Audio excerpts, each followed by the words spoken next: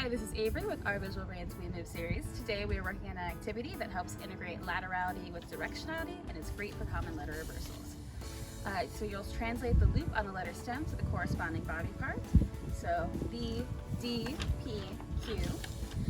As you read the letter out loud, you'll tap the appropriate body part at the same time. So to start, separate the B's and D's in one row and the P's and Q's in the next row, and then mix them together. All right, and Elsa is going to demonstrate how we do this. B, D, B, D, D, D. P, P, Q, P, P, Q.